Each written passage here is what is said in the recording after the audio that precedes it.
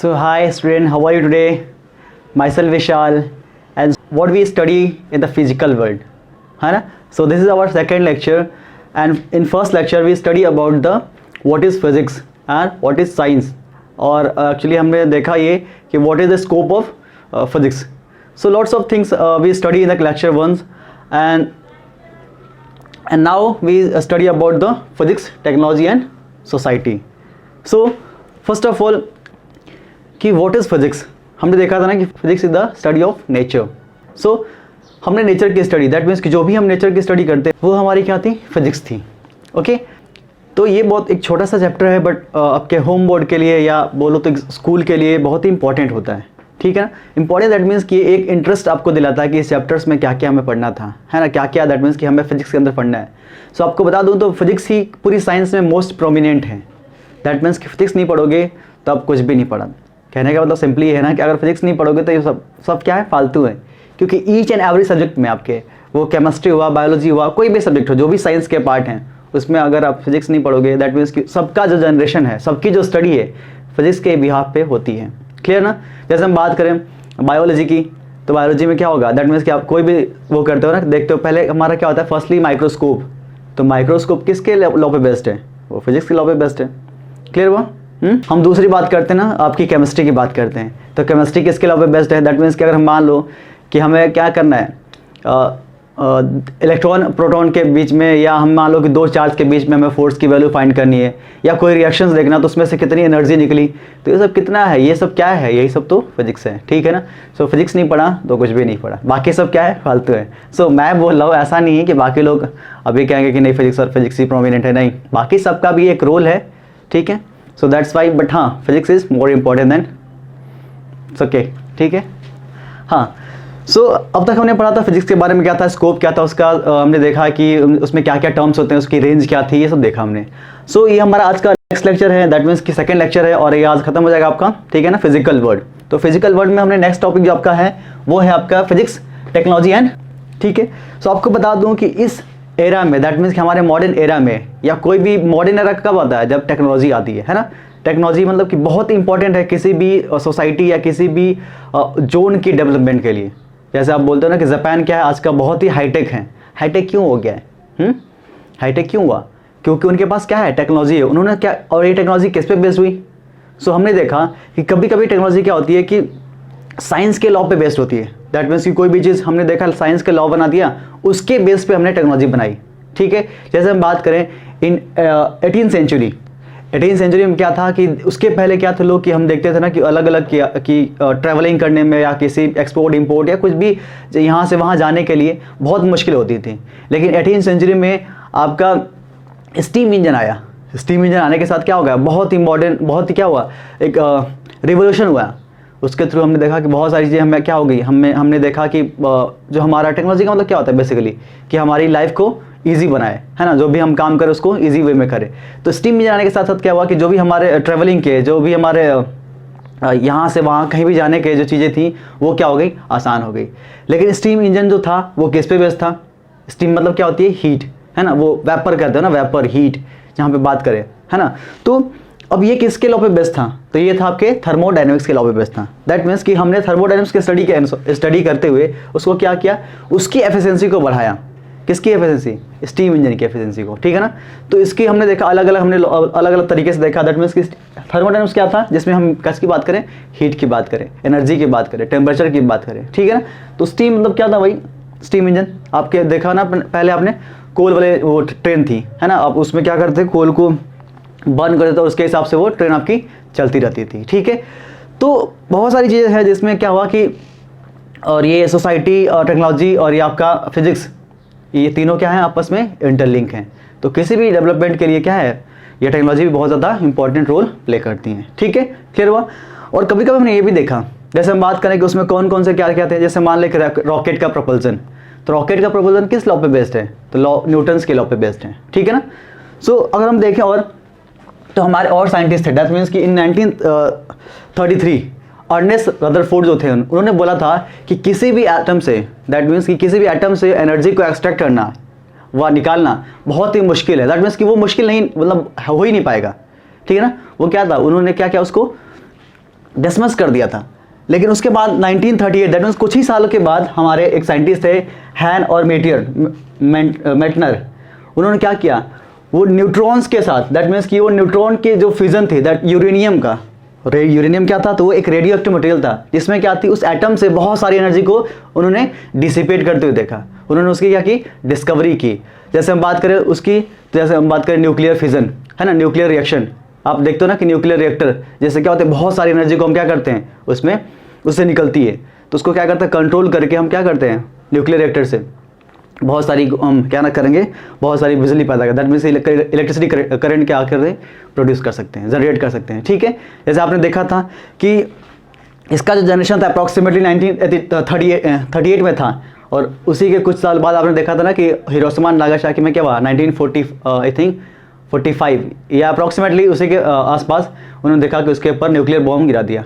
तो क्या हुआ, दैट मीन्स ये है कि फिजिक्स के आने से या टेक्नोलॉजी के आने से हमारे पास बहुत सारी चीज़ें तो ईजी तो हो गई, लेकिन उसके साथ साथ क्या हुआ, हमारे बहुत सारी कमियां भी हैं।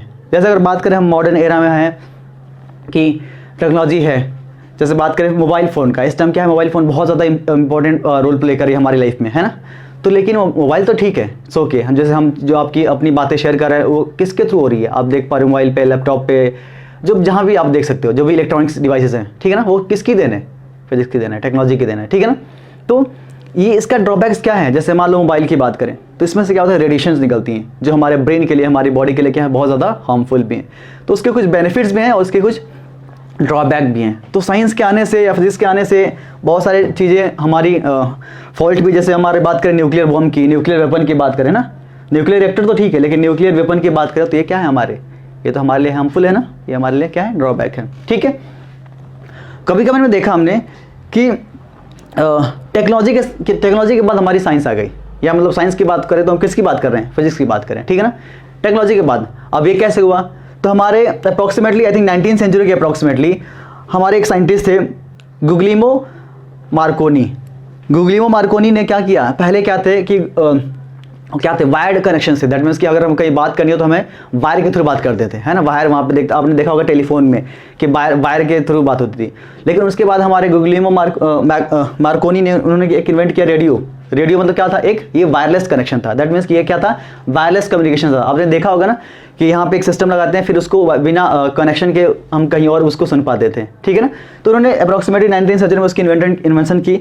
तो अब ये किसके लॉ पे बेस्ड था, तो ये बनने के बाद हमने देखा कि ये जो टेक्नोलॉजी थी ये आपकी इलेक्ट्रिसिटी एंड मैग्नेटिज्म की प्रॉपर्टी पे डिपेंड कर रही थी, ठीक है ना, इलेक्ट्रिसिटी एंड मैग्नेटिज्म की। हमने बेसिक लॉ डिस्कवर किया, किसके लॉ, इलेक्ट्रिसिटी और मैग्नेटिज्म की लॉ की डिस्कवरी की, ठीक है। अब इलेक्ट्रिसिटी मैग्नेटिज्म क्या है, दैट मीन्स कि जो हम कम्युनिकेशन कर पा रहे हैं, जो आप मुझे सुन पा रहे हो, वो किसके लॉ पे बेस्ड है, वो इलेक्ट्रोमैग्नेटिक वेव के फॉर्म में आप मुझे सुन पा रहे हो या देख पा रहे हो, ठीक है। तो ये हमारी थी, दैट मीन्स कभी कभी क्या करती है साइंस, क्या करते हैं फिजिक्स, क्या करती है टेक्नोलॉजी को बर्थ देती है, या कभी कभी क्या होता है कि टेक्नोलॉजी ही साइंस को एक नया फिजिक्स जनरेट कर देता है, ठीक है। तो ये सारे क्या है, आपस में एक तरह से इंटरलिंक्ड हैं। तो ये कहानी थी बेसिकली फिजिक्स, टेक्नोलॉजी और सोसाइटी के बारे में। क्लियर हुआ कुछ। जैसे अगर बात करें हम, तो अभी देख रहे हो ना कि पहले क्या था, हीट इंजन था, अब क्या है, जैसे पेट्रोल इंजन है, बहुत सारे इंजन से अलग अलग तरीके से, पेट्रोल है, डीजल है, तो ये सब क्या है, किसकी देन है, ये सब आपकी फिजिक्स की देन है। क्लियर। तो आपको बता दूं तो रॉकेट प्रोपल्सन में न्यूटन लॉ का बहुत ही प्रोमिनेंट रोल होता है, ठीक है, कि वो क्यों, कैसे, वो क्या, कितने अमाउंट के साथ वो ऊपर जाएगा, कितने अमाउंट के साथ उसको हम कहाँ पे जाएगा, वो किस जगह पर रहेगा, तो उसकी पोजीशन को हम क्या करेंगे, और कितना अमाउंट हमें चाहिए उसको उस फोर्स को या उस बॉडी को लेके जाने के लिए, ठीक है।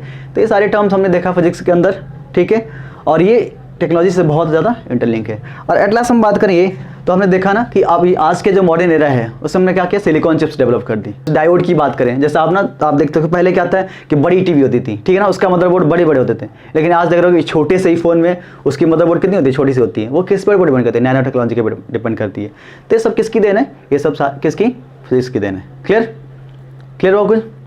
तो अब नेक्स्ट पॉइंट है हमारा, दैट मीन्स कि हम अब ये डिस्कस करेंगे कि हमारे नेचर में कितने टाइप के फंडामेंटल फोर्सेस हैं। तो बेसिकली आपको बता दूं कि हमारे नेचर में बेसिकली 4 टाइप के फंडामेंटल फोर्सेस हैं, ठीक है, उसको देखते हैं। क्लियर हुआ, ठीक है। सो द नेक्स्ट पॉइंट है आपका fundamental forces in our nature. That means कि हमारे नेचर में कितने सारे फंडामेंटल फोर्सेस हैं, तो वो बेसिकली 4 हैं। पहले हम बात ये करते हैं कि व्हाट इज फोर्स, है ना। फर्स्टली हम बात करते हैं what is force. So as we all know that ना कि फोर्स इज द पुल और पुश। बोलते हो ना कि सिंपली हमने ये साइंस में मतलब कि 6 के आई थिंक पढ़ते होगे आपकी, फोर्स इज द पुल और पुश, जिसके साथ हम क्या करें, किसी बॉडी को मूव करना चाहते हैं या मूव कर देते हैं। तो ये सारी स्टडी हमने इसके बारे में हम जानते हैं। लेकिन एग्जैक्टली कोई पूछे आपसे कि अगर हम मान लो कि किसी दरवाजे को पुश करें, तो क्या एग्जैक्टली पुल नाम का कोई फोर्स है? कहोगे सर कैसे, क्यों नहीं है? हम क्या करें, दरवाजे को अगर मान लो कि आप उसको क्या कर रहे हो, खींच रहे हो, उसी को बोलते हैं ना पुल। लेकिन आपने ऐसे इसको क्या किया, फोर्स लगाया। जैसे मान लो मैंने इसको ऐसे फोर्स लगाया, ठीक है, और फिर क्या करते हैं, उसको इधर से फोर्स लगाते हैं, तो वो भी तो क्या, अगर हम बात करें तो यहाँ पे उसको भी पुश कर रहे हैं। उधर से हमने एक बार इधर से पुश किया, एक बार उधर से पुश किया, क्या तो क्या पुल नाम की कोई फोर्स नहीं है? अगर मैं कहूँ यहाँ पे, जैसे मान लो कि कोई भी चीज़ हम क्या करें, ऊपर थ्रो करें, तो अर्थ क्या करिए, उसको अर्थ क्या करिए। तो इसमें कहानी बहुत अलग अलग है। इसमें भी आपके साइंटिस्ट, अलग अलग साइंटिस्टों ने इसके फोर्स, इस छोटी सी बात के लिए बहुत सारी चीज़ें इन्होंने थ्योरी को इन्वेंट करके बताया था, ठीक है। उसके बाद हम बोलें तो थोड़ी सी हम फोर्स के बारे में स्टडी करते हैं कि व्हाट इज एग्जैक्टली फोर्स क्या क्या होती है, क्योंकि हमने फोर्स का कॉन्सेप्ट हम देखा क्लास 9 से देखते हैं, ठीक है ना, कि फोर्स क्या, कितने टाइप होते हैं, फोर्स क्या होते हैं। तो फोर्स हम जानते हैं, सिंपली अगर बोले, कोई भी बोले तो बोलते हो कि यही है सर, फोर्स इज द पुल और पुश की बात करते हैं, ठीक है। तो पूछेगा आपसे कि बताइए कि how many types of force. अगर सिंपली कोई पूछे कि बताओ कि how many types of force, तो क्या बताओगे? पहले तो आई थिंक आप जब 9th में पढ़ोगे, आप तो पढ़ा होगा आपने अनबैलेंस फोर्स और बैलेंस फोर्स। तो क्या ये टाइप हैं? तो ये जो है टाइप नहीं, ये क्या है, कंडीशन है, इसका वे है कि फोर्स लगाने का, ठीक है ना। सो हम बोलते हैं ना पहला कि ये किस पे डिपेंड है, दैट मीन्स कि ये जो टाइप है वो किसके ऊपर डिपेंड है। तो ये है आपका बेसिकली कंडीशन के ऊपर, कंडीशन पे डिपेंड है कि फोर्स किस तरीके से लग रहा है। तो इसके तरह इसके थ्रू देखिए, दैट मीन्स कि force, types of force on the basis of their condition पे हम बात करें यहाँ पे कि टाइप्स ऑफ फोर्स, इधर लिखते हैं कि टाइप्स ऑफ फोर्स क्या हैं।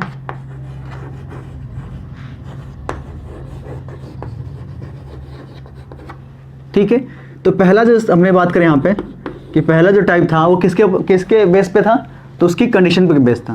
दैट मीन्स कि ऑन द बेसिस ऑफ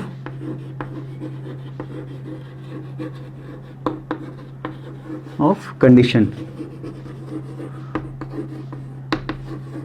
ठीक है। ये कितने टाइप के थे? ये 2 टाइप के थे।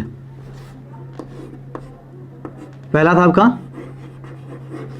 बैलेंस्ड फोर्स, दूसरा था आपका unbalanced force.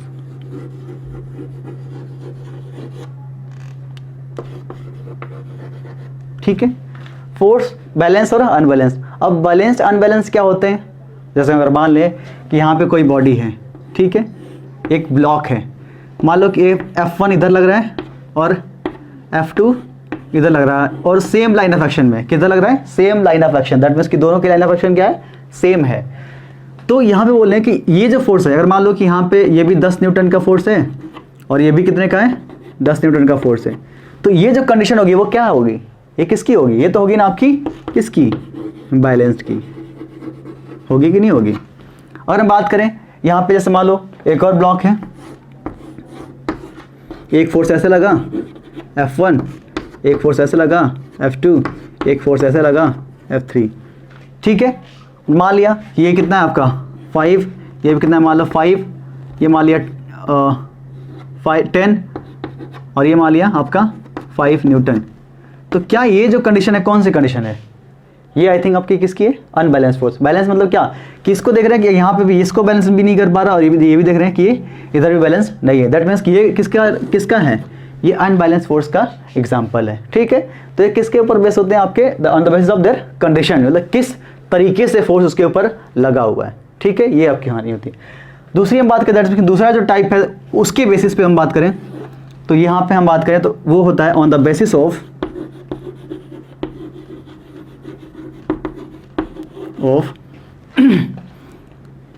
Their action,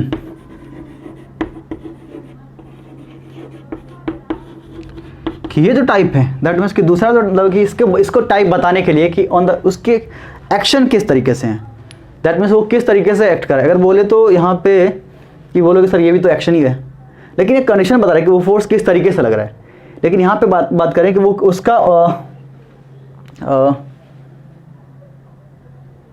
action की बात करते हैं, किस तरीके का फोर्स है वो, ठीक है ना। तो इसके भी कितने हैं आपके, 2 टाइप के फोर्स हैं। तो यहाँ पे भी 2 टाइप के फोर्स हैं। तो पहला इसमें है आपका कॉन्टैक्ट फोर्स,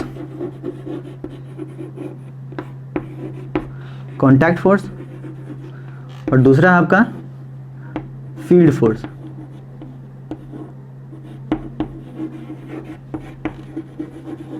अब कहोगे सर ये कहाँ से आपने जनरेट कर दिया, but according to me that means कि यहाँ पे हमने जो मतलब कि कुछ बुक्स में ऐसा लिखा हुआ है, ठीक है, ऐसा नहीं है कि ये गलत है।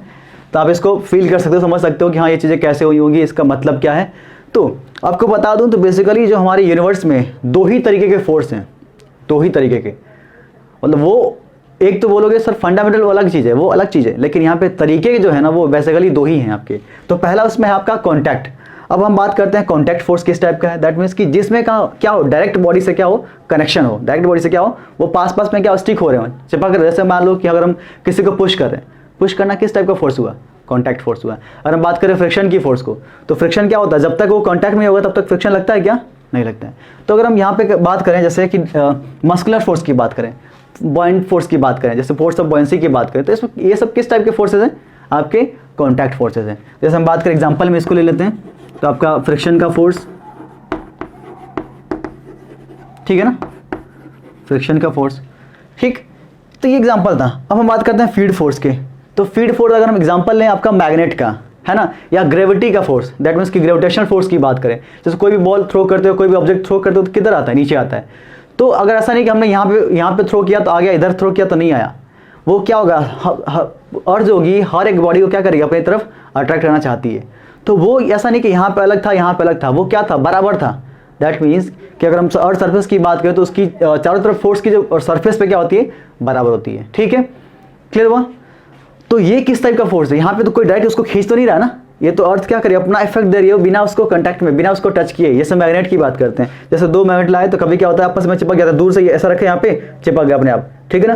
कभी कभी क्या होता है कि यहाँ पे पास में लाए तो ये दूर भाग जाते हैं। तो यहाँ पे देखा ना कि यहाँ पे कोई कनेक्शन नहीं है इनके बीच में, लेकिन क्या है, अपना इफेक्ट दे रहे हैं। तो ये भी तो एक फोर्स है। दैट मीन्स अगर बात करें यहाँ पे इस टाइप के फोर्स को बोलते हैं, क्या बोलते हैं हम, फील्ड फोर्स बोलते हैं, जिसमें क्या हो, कनेक्शन ना हो, ठीक है। या इसको बोलते हैं नॉन कॉन्टैक्ट फोर्स, क्या बोलते हैं इसको, नॉन कॉन्टैक्ट फोर्स, ठीक है। जैसे एग्जांपल में ले हम आपका मैग्नेटिक फोर्स, ग्रेविटेशनल फोर्स,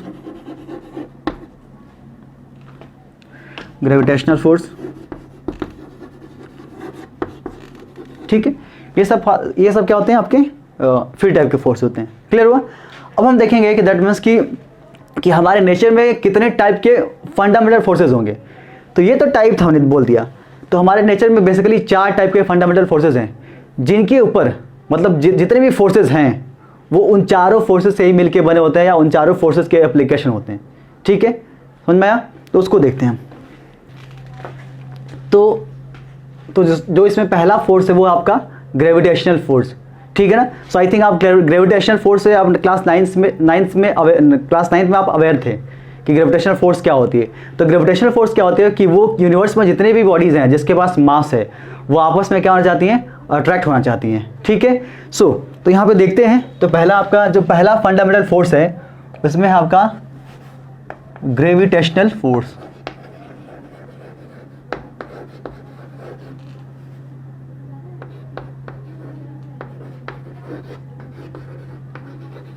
ठीक है। तो इन्होंने न्यूटन ने ये बोला था कि यूनिवर्स की जितनी भी 2 ऑब्जेक्ट होती हैं, या जितने भी ऑब्जेक्ट हैं जिसके पास मास है, वो आपस में क्या होती हैं, अट्रैक्ट होना चाहती हैं। तो यहाँ पे मान लिया कि एक हमारे 2 पार्टिकल हैं, सपोज करते हैं यहाँ पे मान लिया M1 और यहाँ मान लिया हमारा M2, ठीक है।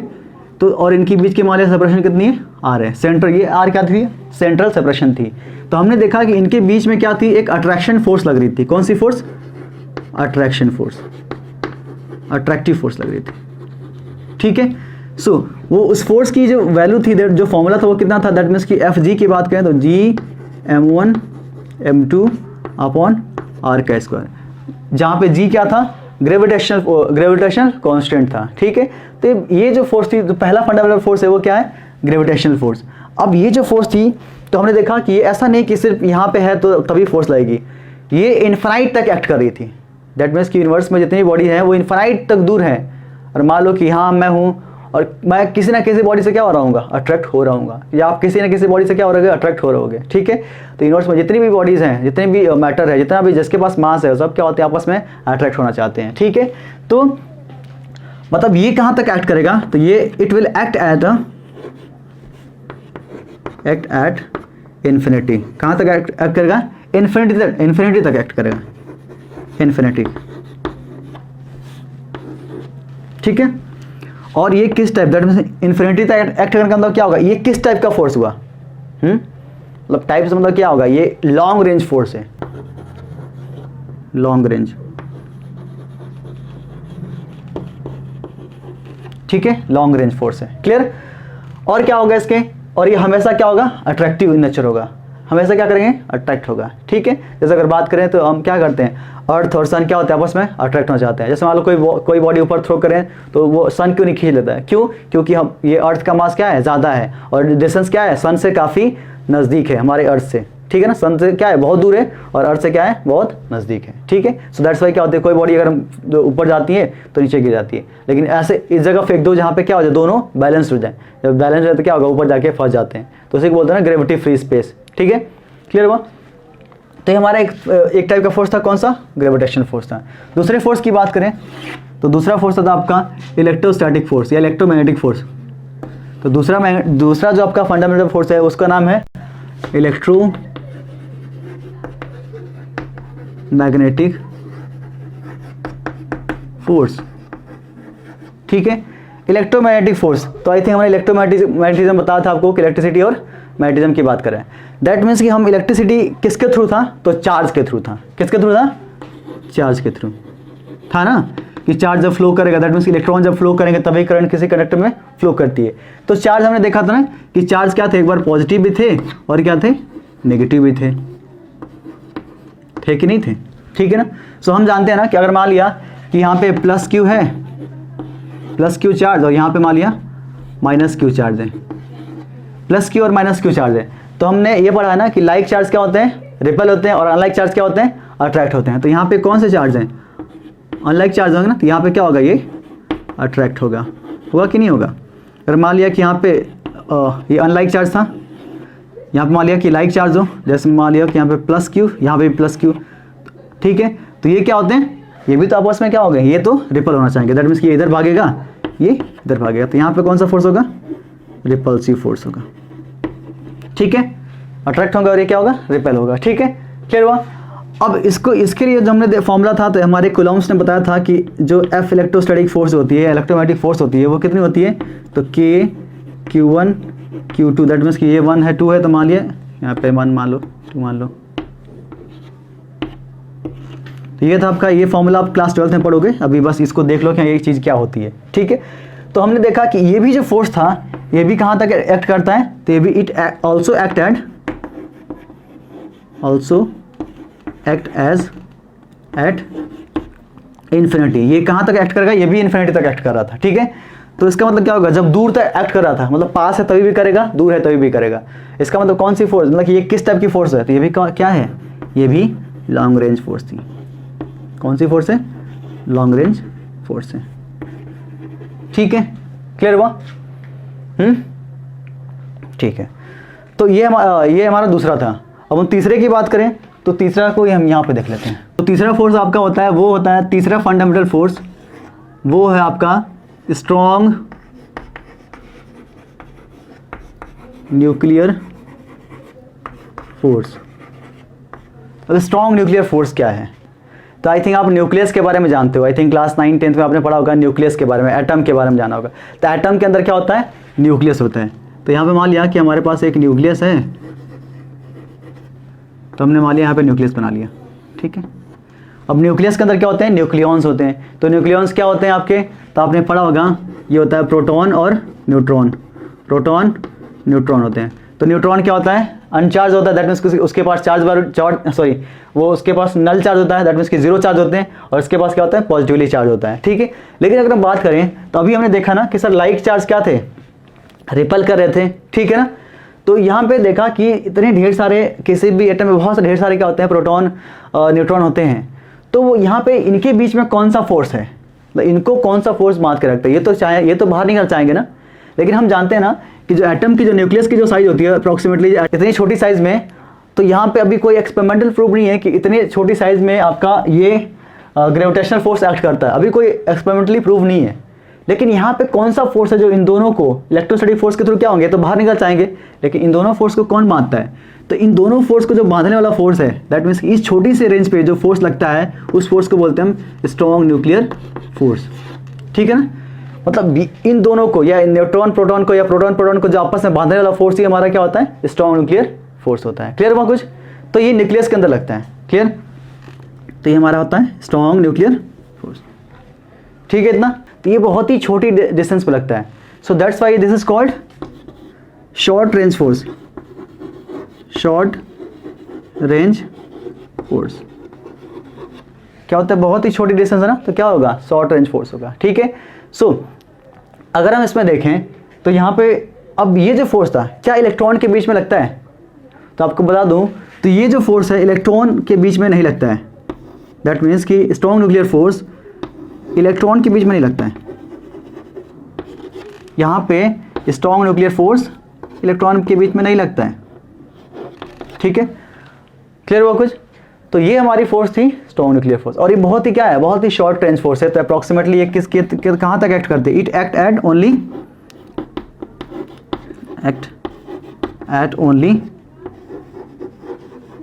10⁻⁻15 मीटर तक एक्ट करती है, ठीक है ना, न्यूक्लियस के साइज के बराबर, मतलब उसके बियॉन्ड ये एक्ट नहीं करेगी। क्लियर हुआ कुछ, ठीक है। उसके बाद हम देखें कि ये अब इसमें क्या था, तो ये जो फोर्स होता है क्या करता है, किसी भी न्यूक्लियस को स्टेबल करता है, मतलब इस न्यूक्लियस को क्या करता है, बांध के रखता है, स्टेबल करता है। क्योंकि अगर मान लो कि न्यूक्लियस से अगर प्रोटॉन या न्यूट्रॉन निकलने लगे या इलेक्ट्रॉन उसमें से क्या हो जाए, उसका एमिशन होने लगे, तो क्या होगा, उसी को तो बोलते हैं ना रेडियो एक्टिव मटेरियल, उसमें से क्या होता है, उसी तो बोलते हैं न्यूक्लियर फ्यूजन या न्यूक्लियर फ्यूजन, ठीक है।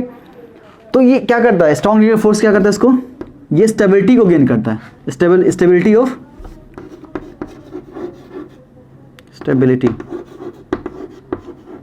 ऑफ न्यूक्लियस,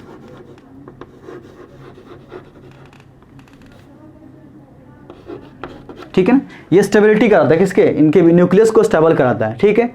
अब हमारा जो फोर्थ वन कौन सा है, इसको रेस कर दें। तो फोर्थ वन जो आपका है वो है वीक न्यूक्लियर फोर्स। कौन सा है, वीक न्यूक्लियर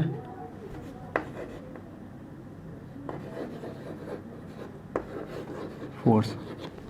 अब ये वीक न्यूक्लियर फोर्स कहाँ पे एक्ट करता है, ठीक है ना। तो वीक न्यूक्लियर फोर्स तो आपने देखा होगा कि कुछ नाम सुना होगा आपने, रेडियो एक्टिव मटेरियल सुना होगा।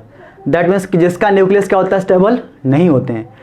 तो किसी रेडियो एक्टिव मटेरियल में, रेडियो एक्टिव, आई थिंक ये समझ में नहीं आ रहा होगा आपको,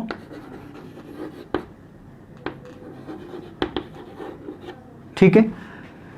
तो उसमें क्या होता है कि रेडियो एक्टिव एमिशन होता है, दैट मीन्स उसमें से बीटा पार्टिकल का डिके होता है ना। रेडियो एक्टिव मटेरियल जैसे मान लो यूरेनियम की बात करते हैं ना, यूरेनियम की बात करें, ठीक। तो मान लिया कि यहाँ पे एक एटम है हमारे पास, यूरेनियम का एटम या कोई भी रेडियो एक्टिव मटेरियल का एटम है, इसमें से क्या होता है, बीटा डिके होती है। कौन सी होती है, बीटा डिके। अब बीटा डिके में होती क्या चीज़ें, तो इसमें से क्या होता है कि इलेक्ट्रॉन का एमिशन होता है। दैट मीन्स कि किसी भी एटम से, किसी भी रेडियो एक्टिव मटेरियल से, उसमें से क्या होता है, बीटा डिके में आपका इलेक्ट्रॉन क्या होता है, एमिट होता है। इलेक्ट्रॉन के साथ साथ क्या होता है, प्लस न्यूट्रिनो, अनचार्ज न्यूट्रिनो,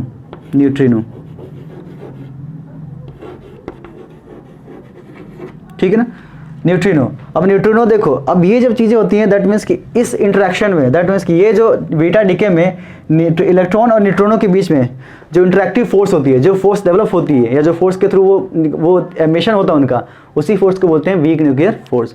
तो एक वीकेस्ट फोर्स है और मोर देन स्ट्रॉन्गेस्ट किसके साथ, आपका ग्रेविटेशनल फोर्स है। तो यहाँ से बोले तो एक, ठीक है, समझ में आया इतना, क्लियर हुआ। तो ये आपकी 4 फंडामेंटल फोर्सेस थी जो नेचर में एग्जिस्ट करती हैं, जिस पे सारे फोर्सेस जो आपके जितने भी आप फोर्सेस पढ़ोगे वो सब इन्हीं चारों फोर्स के ऊपर डिपेंड करती हैं। क्लियर बात कुछ? ठीक है। सो अब हम नेक्स्ट बात करेंगे, दैट मीन्स इसकी छोटी सी समरी लेते हैं कि इसमें एक रिलेशन कंपैरिजन करते हैं कि कौन कितना स्ट्रॉन्गेस्ट है, कौन कितना वीकर है। क्लियर? देखते हैं इसको। तो हमने कंपेयर किया, दैट मीन्स कि पूरे जितने भी आपके फंडामेंटल फोर्सेस उनके बीच में कंपैरिजन करके देखते हैं हमने। तो देखा ये कि दैट मीन्स कि अगर बात करें ग्रेविटेशनल फोर्स की, तो उसको हम रिलेट किसके साथ करें? मान लो उसको हमने एक रेफरेंस मान लिया, स्ट्रॉन्ग न्यूक्लियर फोर्स को मान लिया रेफरेंस। तो ये हमने देखा कि ये सबसे वीकेस्ट फोर्स था। क्या था? सबसे वीकेस्ट फोर्स था। और ये जो था, अगर मान लो ये 1 है, that means strong nuclear force 1 है, तो ये 10⁻³ गुना उससे कम था। ठीक है? क्लियर हुआ कुछ? और ये कहाँ तक एक्ट किया? तो इन्फिनिटी तक एक्ट किया। और ये किस में लगता है? तो यूनिवर्स में जितने भी ऑब्जेक्ट हैं उसके ऊपर ये लगता है। दूसरी हम बात करें वीक न्यूक्लियर फोर्स की, तो हमने देखा कि अगर ये 1 है तो ये उससे वीक न्यूक्लियर फोर्स क्या था? दैट मीन्स कि इससे इतने गुना कम था। ठीक है? और ये कहाँ पे एक्ट किया? तो हमने देखा कि ये इलेक्ट्रॉन और न्यूट्रॉनों के बीच में एक्ट किया, और इनकी जो रेंज थी वो कितनी थी? अप्रॉक्सीमेटली 10⁻15 मीटर की रेंज थी। ठीक है? And the third one is electromagnetic force. तो इलेक्ट्रोमैग्नेटिक फोर्स एक तरह से one of the strongest force है, मतलब one of the stronger force है। ठीक है ना? किसके साथ? तो ये कहाँ तक? 10⁻²। दैट मीन्स कि अगर ये कितना 1 है तो ये 10⁻² गुना उससे कम है। ठीक है? और ये कहाँ तक एक्ट करता है? इन्फिनिटी तक एक्ट करता है। और किसके बीच में लगता है? तो हमेशा चार्ज बॉडी के बीच में लगता है। ठीक है? और एट लास्ट हम बात करें तो स्ट्रॉन्ग न्यूक्लियर फोर्स हमने देखा कि न्यूक्लियॉन्स के बीच में लगता है। जैसे हम बात करें किसका? प्रोटॉन और न्यूट्रॉन के बीच में लगता है। ठीक है? और इनकी रेंज कितनी होती है? तो अप्रॉक्सीमेटली 10⁻15 मीटर होती है। सो अगर मैं इसको क्या नाम है स्केलिंग करूँ, दैट मीन्स कि कौन स्ट्रॉन्गेस्ट फोर्स है, तो यहाँ पे इसको लिख दो क्या? Strong nuclear force is greater than किसके साथ? Electromagnetic force. इलेक्ट्रोमैग्नेटिक फोर्स इसको लिख देना, समझ जाना। ठीक है? और किसका? आपका उसके बाद weak nuclear force. Weak nuclear force उससे सबसे कम किसका है? Gravitational force. तो ये आपका एक बेसिक सा इसका वो समरी है, दैट मीन्स कि कौन सबसे ज़्यादा स्ट्रॉन्गेस्ट है। स्ट्रॉन्गेस्ट कौन सबसे कौन है? ये। उसके बाद आपका इलेक्ट्रोमैग्नेटिक फोर्स, उसके बाद वीक न्यूक्लियर फोर्स, उसके बाद आपका ग्रेविटेशनल फोर्स। क्लियर हुआ? तो ठीक है। सो एट लास्ट भी हम ये देखेंगे कि हमारा जो जितने भी फिजिकल लॉ हैं उसका नेचर क्या है, दैट मीन्स कि वो नेचर उसका क्या है, मतलब किस तरीके से वो उनका रोल है। ठीक है ना? तो अगर हम बात करें तो most of the things in our nature changing with the time. लेकिन कुछ चीज़ें क्या होती हैं कि इसमें इसके जो कुछ लॉज हैं, जो प्रिंसिपल हैं, जो मतलब वो ये कहते हैं कि कुछ चीज़ें हमेशा कंजर्व होती हैं। जैसे अगर बात करें कंजर्वेशन ऑफ मास की, तो आपने सुना होगा ना कि mass neither be destroyed nor be created, है ना? Nor be created nor be destroyed. और हम बात करें एनर्जी की, है ना? तो एग्जांपल लेते हैं एनर्जी का। तो एनर्जी हम देखते हैं, कहते हैं कि कंजर्व होती है। कंजर्व होती है। कंजर्व होने का मतलब क्या होगा? कि हमेशा ये अनचेंज होती है, चेंज नहीं होती है, अनचेंज होती है। तो क्या ये प्रैक्टिकल लाइफ में है ऐसा पॉसिबल? मतलब कहने का तो क्या ये प्रैक्टिकल लाइफ में ऐसा पॉसिबल है कि एनर्जी हमेशा चेंज? जैसे अगर बात करो कि हमने सुना है सर कि जिस स्पीड से जाएगा उसी स्पीड से वापस आएगा टकराने के बाद। जैसे मान लो कोई हमने बॉल को थ्रो किया तो जितनी स्पीड से उसको हिट किया होगा क्या उसी स्पीड से आती है वापस? तो इन प्रैक्टिकल बोले तो कहते हो ना कि सर नहीं, उतनी स्पीड से नहीं आती है, कुछ उसकी स्पीड क्या होती है? कम हो जाती है ना? तो वो स्पीड कम क्यों हुई? जैसे मान लो कि एक बॉल थी यहाँ पे और हमने एक बॉल को यहाँ पे थ्रो किया इसके ऊपर, ठीक है ना? और ये मान लो यहाँ से हिट होकर यहाँ पे आ गया, ठीक है? ये हिट होके यहाँ पे आ गया, यहाँ से गया और बॉल इधर आ गई। तो मान लो कि यहाँ पे जितनी इसको मान लिया v1 था और यहाँ पे स्पीड हमने मान लिया इसको v2 था, तो क्या v1 is equals to v2 होगा? तो इन रियल की बात करें तो रियल में नहीं होगा, लेकिन आइडियल क्या कहता है? हमारा लॉ क्या कहता है? लॉ कहता है ना, आइडियली ये कहता है कि v1 is equals to v2 होना चाहिए, लेकिन रियल में क्या होता है? ये नहीं होता। क्यों? क्योंकि देखो, और हमने सुना है कि सर एनर्जी कंजर्व होती है, लेकिन ऐसा क्यों नहीं होता कि v1 is equals to v2? देखो तो बता दूं यहाँ पे, जैसे मान लो कि जब ये किस एनर्जी से आता है तो कुछ एनर्जी क्या होता है, आपने देखा हो ना, कुछ एनर्जी डिसिपेट करता है किसके टर्म में? साउंड के टर्म में कर देगा, है ना? साउंड के टर्म में कर देगा। कुछ किस में कुछ क्या करेगा? अपनी फोर्स किसको ऊपर हिट करेगा? और वॉल को हिट करेगा। वॉल को हिट करेगा तो क्या करेगा, वॉल को भी चाहता है ना कि वो वॉल को गिराना चाहेगा, जब फोर्स लगेगी तो वॉल क्या करेगी, उस फोर्स को एब्जॉर्व करेगी, उसके मॉलिक्यूल्स क्या करेंगे, उसको एब्जॉर्व करेंगे। तो कुछ एनर्जी क्या होती है, वॉल के अंदर चली जाती है ना, कुछ एनर्जी क्या होती है, एनर्जी वॉल के पास चली जाती है, ठीक है। तो यहाँ से देखें दैट मीन्स कि अगर हम टोटल सम करें, दैट मीन्स कि जो इनपुट एनर्जी थी, जो हमारा इनपुट एनर्जी था, दैट मीन्स कि इंटरनल जो इनपुट था, एनर्जी जो थी क्या होगी, किसके बराबर होगी, कुछ एनर्जी साउंड के टर्म में चली गई, कुछ इसमें कंज्यूम हो गई, कुछ यहाँ पे आपके रिफ्लेक्शन में आपको दिखाई दे, तो सबका क्या होगा, सम होगा।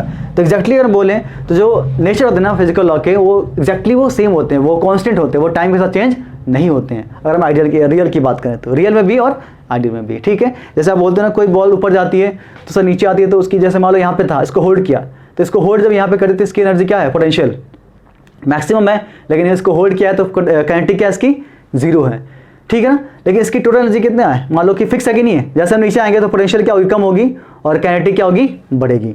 एक तरह से क्या होते हैं, ऐसे होते हैं, जैसे मान लो कि हमेशा इनका रेशियो क्या होता है, सेम होता है। जैसे मान लो ये कम हुआ तो ये बढ़ता जाएगा, ठीक है ना, बढ़ता जाएगा। तो रियल में भी और आइडियल में भी ये चीज़ें होती हैं। तो ये तो आपका ये फिजिकल लॉ था, ठीक है। सो इसके साथ आपका ये चैप्टर पूरा खत्म हो गया। तो ये ब्रीफ समरी थी कि आपको चीज़ें बता सकें कि आप 11th-12th में क्या चीज़ें पढ़ने वाले हो। तो बहुत इंटरेस्टिंग चैप्टर है, इसको भी आप पढ़िए। और हम अगले लेक्चर से हम स्टार्ट करेंगे आपका नेक्स्ट टॉपिक, ठीक है। So thank you and all the best.